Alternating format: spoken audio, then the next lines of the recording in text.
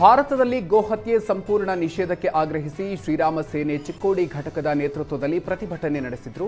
ಗೋಮಾತೆ ಪರ ಘೋಷಣೆ ಕೂಗಿ ಗೋಮಾತೆಗೆ ರಾಷ್ಟ್ರಮಾತೆಯ ಸ್ಥಾನಮಾನ ನೀಡಬೇಕು, ಗೋಚರ ಮಂಡಳಿ ರಚಿಸಲು ಆಗ್ರಹಿಸಿ ವಿವಿಧ ಬೇಡಿಕೆಗಳ ಈಡೇರಿಕೆ ಒತ್ತಾಯಿಸಿ ತಹಶೀಲ್ದಾರ್ ಕಚೇರಿ ಬಳಿ ಪ್ರತಿಭಟನೆ ನಡೆಸಿದ್ದಾರೆ.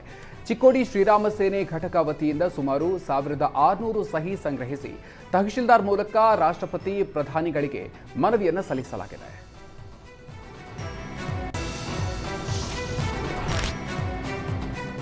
ಚನ್ನಪಟ್ಟಣ ನಗರದ ಹೌಸಿಂಗ್ ಬೋರ್ಡ್ ಸಮೀಪ ಕಾಡಾನೆ ಪ್ರತ್ಯಕ್ಷವಾಗಿದ್ದಾವೆ.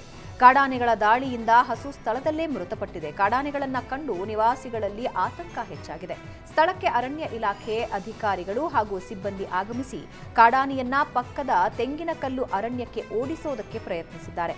ರಾಮನಗರ ಜಿಲ್ಲೆಯಲ್ಲಿ ದಿನೇ ದಿನೇ ಕಾಡಾನೆ ಉಪಟಳ ಹೆಚ್ಚಾಗ್ತಾ ಇದೆ. ನಿನ್ನೆ ಕನಕಪುರದಲ್ಲಿ ಕಾಡಾನೆ ದಾಳಿಯಿಂದ ಒಬ್ಬ ಕಾರ್ಮಿಕನನ್ನ ಬಲಿ ಪಡೆದಿದೆ.